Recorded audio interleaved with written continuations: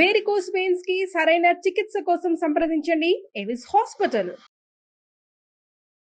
నమస్కారం, welcome to Suman TV. నేను గీతాంజలి. ప్రస్తుతం మనతో పాటు ప్రముఖ జ్యోతిషులు బ్రహ్మశ్రీ నందిపట్ల శ్రీహరి శర్మ గురువు గారు ఉన్నారు. వారితో మాట్లాడదాం. గురుగారు నమస్కారం అండి. వాగర్థ సంపృక్తౌ వాగర్థ ప్రతిపత్తయే జగతః పితరౌ వందే పార్వతీ పరమేశ్వరౌ. సదాశివ సమారంభాం శంకరాచార్య మధ్యమాం అస్మదాచార్య పర్యంతం వందే గురు పరంపరాం. ఆదిత్యాయ చ సోమాయ మంగళాయ బుధాయ చ గురు శుక్ర శనిభ్యశ్చ రాహవే కేతవే నమః. శృంగేరి జగద్గురు పీఠాధిపతులకి, కంచి పీఠాధిపతులకి నమస్కారములు తెలియజేసుకుంటూ కార్యక్రమాన్ని ప్రారంభిద్దాం. గురుగారు, కార్తీక మాసం పూర్తయిపోయింది, ఇక మార్గశిర మాసానికి వచ్చేసాము. అసలు మార్గశిర మాసం యొక్క విశిష్టత ఏంటి? ఈ మాసంలో ఉన్నటువంటి ముఖ్యమైన రోజులు, పండుగలు వివరించండి. మార్గశిర మాసం ఇది లక్ష్మీనారాయణుడికి సంబంధించినటువంటి మాసం. మనకు గీతలో కూడా, భగవద్గీతలో కూడా విభూతి యోగంలో శ్రీకృష్ణుల వారు ఏం చెప్పారంటే, మాసానాం మార్గశీర్షోహం అంటే మాసాలలో మార్గశిర మాసము నేనే. మార్గశీర్షోహం, సోహం అంటే నేను. కాబట్టి ఈ మార్గశిర మాసము ప్రత్యేకించి మధుసూదన అనే నామంతో వ్యవహరించడం జరుగుతుంది నారాయణుని. ముఖ్యంగా లక్ష్మీవార వ్రతం అనేటువంటిది ఈ మార్గశిర మాసంలో చేస్తారమ్మా. కార్తీక మాసంలో సోమవార వ్రతము నక్తము ఎలా ఉంటారో, శ్రావణ మాసంలో శ్రావణ శుక్రవారాలు, శ్రావణ మంగళవారాలు ఎలా ఉంటారో, మార్గశిర మాసంలో లక్ష్మీవారము, లక్ష్మీవార వ్రతము. లక్ష్మీవారం అంటే గురువారం అమ్మ. అందరూ శుక్రవారం లక్ష్మి అనుకుంటారు, కానీ నవగ్రహాలలో ధనకారకుడు గురువు. కాబట్టి గురువుకు సంబంధించినటువంటి వారము గురువారం నాడు లక్ష్మీవారము అని అంటారు. ఇక ప్రత్యేకించి ప్రతి మాసంలో ఉన్నట్టుగానే అనేకమైనటువంటి గొప్ప గొప్ప పండుగలు ఈ యొక్క మాసంలో ఉన్నాయి. మొట్టమొదటి పాడ్యమితో గనక మొదలు పెట్టుకున్నట్లయితే, ఈ పాడ్యమి రోజునే పోలి స్వర్గాన్ని పొందిన రోజు పోలి పాడ్యమి అని అంటారు. ఇక రెండవ రోజు అనగా 4వ తారీఖు రోజున తదియ అయింది. ఈ తదియ ఏంటనంటే ఈ అమ్మవారి గౌరీ తదియ అని అంటారు. ఉమామహేశ్వర వ్రతాన్ని ఈ తదియ రోజున ఆచరిస్తారు 4వ తారీఖు రోజున. 5వ తారీఖు రోజున చవితి, నాగుల చవితి. 6వ తారీఖు రోజున నాగుల పంచమి అంటారు. అయితే నాగుల చవితి మనకు కార్తీక మాసం, నాగుల పంచమి శ్రావణ మాసం, ఇవి అయిపోయినాయి కదా. ఎవరైతే ఈ నాగుల చవితి, నాగుల పంచమిని చేయని వాళ్ళు ఉంటారో, ఈ మార్గశిర మాసంలో నాగుల చవితి, నాగుల పంచమిని విశేషంగా ఆరాధన చేయొచ్చు. ముఖ్యంగా శ్రీకాళహస్తి క్షేత్రంలో ఈశ్వరునికి అభిషేకాలు, కాలసర్పదోష నివారణ పూజలు గనక జరిపించుకుంటే, ఈ నాగుల చవితి లేదా నాగుల పంచమి రోజున చేయించుకుంటే చాలా మటుకు దోషాలు తొలగిపోతాయి.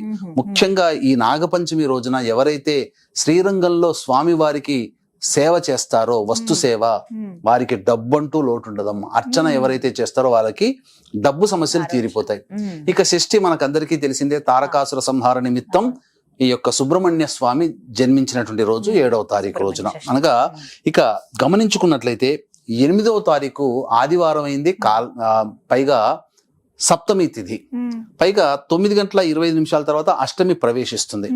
కాబట్టి ప్రదోషకాల సమయానికి అష్టమి కూడా ఉంది కాబట్టి దాన్ని కాలభైరవాష్టమి మరియు భాను సప్తమి, సప్తమి కాబట్టి మిత్ర సప్తమి, మిత్ర అనే నామంతో ఆ యొక్క సూర్య భగవాను కొలుస్తారు. కాబట్టి చాలా విశేషం అమ్మా. ఆ యొక్క సప్తమి తిథి రావడం చాలా విశేషం, పైగా ఆదివారం కూడా అవ్వడం. పైగా మనం గమనించుకున్నట్లయితే బ్రహ్మ విష్ణువులలో ఎవరు గొప్ప అన్నప్పుడు అబద్ధం చెప్పి నేను గొప్ప అని చెప్పి అబద్ధం చెప్పినటువంటి బ్రహ్మ యొక్క శిరస్సుని ఖండించిన వాడు భైరవుడు. ఆ విధంగా శిరస్సు తెగి ఎక్కడా పడిపోకుండా చేతిని అంటిపెట్టుకుని ఉండడం చేత ఎక్కడ ఏ క్షేత్రంలో అయితే తెగి పడిపోతుందో అక్కడ అది గొప్ప ప్రసిద్ధ క్షేత్రం అవుతుందని చెప్పగా అన్ని తీర్థక్షేత్రాల్లో వెళ్తాడు. కాశీ క్షేత్రానికి వెళ్తాడు. అక్కడ కాశీ క్షేత్రంలో సంబంధించినటువంటి ఉన్న అక్కడ మార్గం దొరుకుతుంది కాలభైరుడికి. బ్రహ్మకపాలంలో ఆ యొక్క బ్రహ్మకపాలము విడవబడుతుంది. అప్పుడు ఆ కాలభైరవుడు ఈ కాశీ క్షేత్రం నగర పాలకుడుగా నియమింపబడినటువంటి రోజు ఈ మార్గశిర శుద్ధ అష్టమి, కాలభైరవాష్టమి అని అంటారు. కాబట్టి భైరవోపాసన చేసే వాళ్ళకి చాలా గొప్పదైనటువంటిది. ఇక తర్వాత ఏకాదశి. ఈ ఏకాదశి అనేటువంటిది ప్రధానంగా చూసుకున్నట్లయితే మోక్షద ఏకాదశి, మోక్షాన్ని కలిగించేటువంటి ఏకాదశి. దీనినే చాలా మంది ఒక అపప్రధ అనేటువంటిది ఉంది. భగవంతుడు భగవద్గీత అనేటువంటిది ఈ ఏకాదశి రోజునే గీతోపదేశం చేశాడు అని అంటారు, గీతా జయంతి అని అంటారు. వాస్తవానికి ఈ యొక్క ఏకాదశికి సంబంధించినటువంటి అనేక రహస్యములు ఉన్నాయి. ఏది గీతా జయంతికి సంబంధించిన గీత ఎప్పుడు పుట్టింది, ఎప్పుడు శ్రీకృష్ణుడికి ఉపదేశం చేశాడు అనేటువంటి అన్ని విషయాలు కూడా మనం త్వరలో ఒక మంచి వీడియోలో తెలియజేస్తాం. ఎందుకంటే ప్రజలకి తెలియాలి ఇది గీతా జయంతి ఏకాదశి కాదు, అంతకన్నా ముందు ఏర్పడింది. ద్వాపర యుగం కాలం నాటి ప్రమాణాలని అనుసరించి మనం ఈ యొక్క వివరణ ఇద్దాం ప్రేక్షకులకు, సుమన్ టీవీ ప్రేక్షకులకి. ఇక ఏకాదశి అయిపోయిన తర్వాత ద్వాదశి తిథి. ఈ ద్వాదశి తిథి అనేటువంటిది చాలా పవిత్రమైనటువంటిది. తిరుమలలో పుష్కరిణి ఉంది కదా, మా స్వామివారి పుష్కరిణి, ఆ పుష్కరిణి జన్మించిన రోజు ఈ ద్వాదశి తిథి. కాబట్టి ఈ యొక్క విశ్వవ్యాప్తముగా ప్రపంచంలో 3 కోట్ల తీర్థములు అనేటువంటివి ఉన్నాయి. ఆ 3 కోట్ల తీర్థములో ఉండే శక్తి ఆ ద్వాదశి రోజున తిరుమలలోని పుష్కరిణి తీర్థంలో ఉంటుందట. కాబట్టి ఎవరైతే ఆ ద్వాదశి తిథి రోజున పుష్కరిణిలో స్నానం ఆచరిస్తారో వారికి ఉన్నటువంటి సంచిత పురాకృత ప్రారబ్ధ కర్మ దోషములన్నీ కూడా తొలగిపోతాయి. ఈ ద్వాదశి తిథి అయిన తర్వాత త్రయోదశి తిథి ఉంది కదమ్మా. ఈ త్రయోదశి తిథి రోజున శ్రీకృష్ణ భగవాన్ల వారు ద్రౌపదికి మరియు ధర్మరాజుకి కలిపి హనుమద్ వ్రతాన్ని ఆచరింప చేసినటువంటి రోజు. ఎందుకంటే భవిష్యత్తు సంగ్రామంలో పాండవులు విజయం సాధించాలంటే హనుమంతుని యొక్క అనుగ్రహం కావాలి. కాబట్టి హనుమద్ వ్రతం అనేది ఆచరించారు ఆ సమయం నుంచి. ఇక ముఖ్యంగా గోదావరి నదీ తీర ప్రాంతంలో ఉన్నటువంటి వాళ్ళకందరికీ కూడా, అనగా తూగోపాగా జిల్లాలో ఉన్నటువంటి వాళ్ళకందరికీ కూడా హనుమద్ జయంతిగా త్రయోదశి తిథి రోజున జరుపుకుంటారు ఆ హనుమద్ వ్రతం. అది మనం చూసుకున్నట్లయితే 13వ తారీఖు అయిందమ్మా. ఇక 14వ తారీఖు దత్త జయంతి అని అంటారు. ముఖ్యంగా 15వ తారీఖు రోజున పౌర్ణమి ఉంది. రాత్రిపూట పౌర్ణమి ఉంది కాబట్టి రాత్రిపూట పౌర్ణమి 14వ తారీఖు, కానీ ఉదయం పూట పౌర్ణమి తిథి 15వ తారీఖు ఉంది కాబట్టి పౌర్ణమి అనేటువంటిది దత్త జయంతి 15వ తారీఖు రోజునే చేసుకోవాలి. దత్త జయంతి అనగా దత్తుడి యొక్క జన్మించినటువంటి రోజుగా చెప్పబడి ఉంది. ఈనాడు దత్త జయంతి, గురు పౌర్ణమ అని అంటే చాలా మంది బాబా ప్రార్థనా మందిరాలు, బాబా ఆశ్రమాల చుట్టూ తిరుగుతున్నారు. అసలైన దత్తుని యొక్క అనుగ్రహం పొందాలంటే దత్తుణ్ణి మాత్రమే ఆరాధించాలి తప్ప దత్త స్వరూపముగా ఉన్నటువంటి మనిషిగా పుట్టి చనిపోయినటువంటి వాళ్ళని ఆచరించకూడదు. మనకు శాస్త్రం సుస్పష్టంగా చెప్పబడి ఉంది. వైభవోపేతమన్నంత కలికాలం కదమ్మా, మంచిని ఏది కూడా గ్రహించదు సమాజం. కాబట్టి అసలైన దత్త స్వరూపము గాణగాపురము, పిఠాపురము, కురువపురము, ఈ 3 క్షేత్రాలు దత్త క్షేత్రములుగా ప్రసిద్ధిగాంచిన. గిర్నార్ క్షేత్రం కూడా దత్తుని పాదుకలు అక్కడ ఉన్నాయి. అలాగే గాణగాపురంలో దత్తావతార సంభూతులైనటువంటి నృసింహ భారతి సరస్వతి స్వామి వారి పాదుకలు ఉన్నాయి. పిఠాపురంలో శ్రీపాద వల్లభుల వారు జన్మించారు, తపస్సు చేసుకున్నటువంటిది కురువపురం. ఈ క్షేత్రములు మాత్రమే దత్త క్షేత్రాలు కాదు తప్ప దత్తావతారంగా భావింపబడి బాబా ప్రార్థనా మందిరాల చుట్టూ తిరిగి బాబాల చుట్టూ తిరిగేటువంటి వాళ్ళకి దత్తుని అనుగ్రహం లభించదు. ఇది దత్తుని మాట. కాబట్టి ఇక గమనించాల్సినటువంటిది ఈ యొక్క దత్త జయంతి కోర్ల పూర్ణమి అని అంటారు. అంటే కార్తీక పౌర్ణమి నుంచి మార్గశిర పౌర్ణమి వరకు కూడా యమదంష్టం అనగా యముడు కోరలు తెచ్చుకొని ఉంటాడట. కాబట్టి ఆ యొక్క యముని యొక్క ప్రీతి కోసమే, శాంతింప చేయడం కోసమే కోర్ల పూర్ణమి రోజున యమునికి మళ్ళీ చక్కగా పూజాది కార్యక్రమాలు చేస్తారు.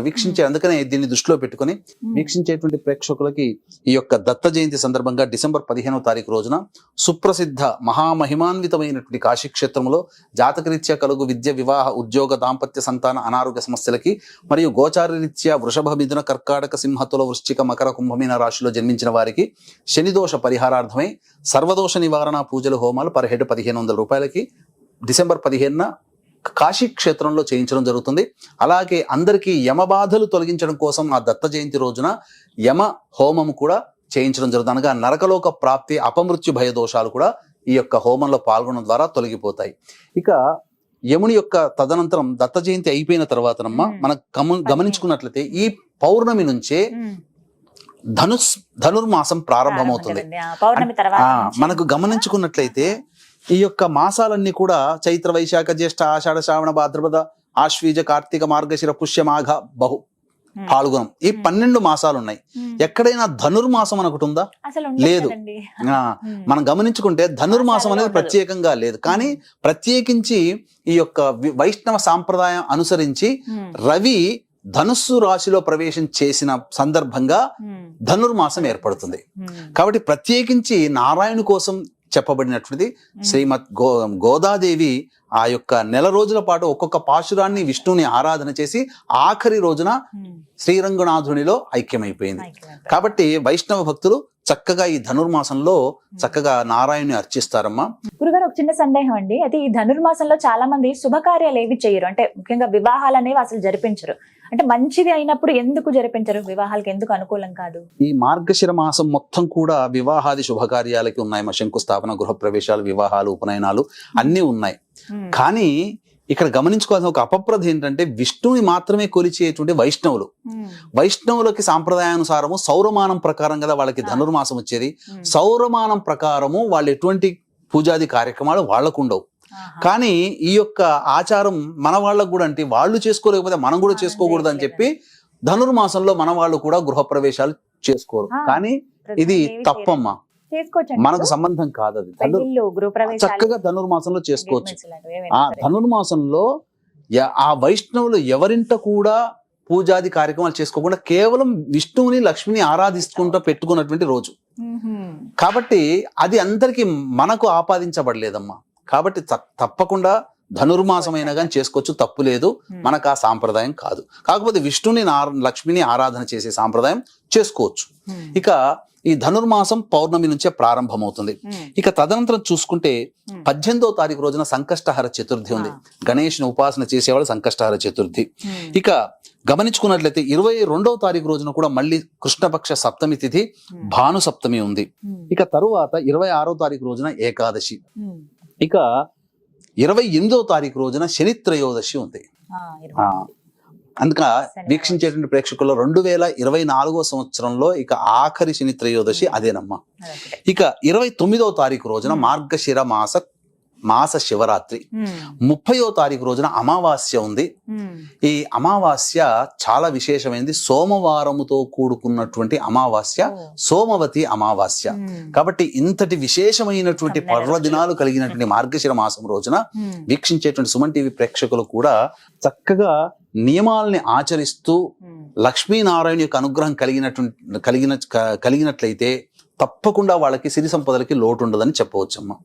ఎటువంటి నియమాలు పాటించాలి గురుగారు? మరి నియమాల గురించి వస్తే ఈ మార్గశిర మాసంలో ఖచ్చితంగా ఇవి ఆచరించవలసిందే అంటూ ఉన్నాయా, ఆచరించకూడనివి అంటూ ఉన్నాయా? ముఖ్యంగా ఆదివారము సూర్య సమానము కాబట్టి నారాయణుడికి సంబంధించింది కాబట్టి ఆదివారం రోజున, గురువారం లక్ష్మీ వాసరముగా చెప్పబడింది కాబట్టి గురువారం రోజున మద్యపానము, మాంసాహారము, అలాగే స్త్రీ సంభోగము, నూనె రాసుకోవడము కుదరదు. ఉల్లిపాయలు, వెల్లుల్లిలు వర్జించాలి. ఇక ఖచ్చితంగా అవి. ఇక ఈ గురువారం రోజున ప్రత్యేకించి కొన్ని నియమాలు ఉన్నాయి. ఈ లక్ష్మీ వారం రోజున, మార్గశిర లక్ష్మీ వారం రోజున ఎటువంటి నియమాలు పాటించాలి, ముఖ్యంగా ఇల్లాలు ఏ విధంగా చేయాలి, విధి విధానాలు అనేటువంటి విషయాల గురించి మనం మరొక వీడియోలో చర్చించుకుందాం. ముఖ్యంగా వీలైతే గనక ఈ మార్గశిర మాసం అంతా కూడా మాంసాహారం నిషిద్ధం చేయవచ్చు, అలాగే మద్యపానం, లేకపోతే కనీసం ఆదివారం, గురువారమైనా. ఇక నెల రోజుల పాటు ప్రదోషకాల సమయంలో సింహద్వారానికి ఇరువైపులా దీపారాధన, లేకపోతే కనీసం గురువారం, శుక్రవారం రోజునైనా కానీ చేయాలమ్మా. ఈ నియమాల్ని పాటించుకుంటుంటే చాలా మటుకు మంచిగా ఉంటుంది. అలాగే ఈ మార్గశిర మాసము లక్ష్మి అంటే ఎవరమ్మా? స్త్రీనే కదా. అంటే స్త్రీ స్వరూపం. తల్లిని బాధించకూడదు, భార్యని బాధించకూడదు, కడుపులో పుట్టిన పిల్లల్ని బాధించకూడదు, కోడల్ని బాధించకూడదు. అలాగే పనిచేస్తున్న సంస్థలో కానీ, చుట్టుపక్కల ఎవరినైనా కానీ, సమాజంలో కానీ ఏ స్త్రీని కూడా కంట నీరు పెట్టించకూడదు.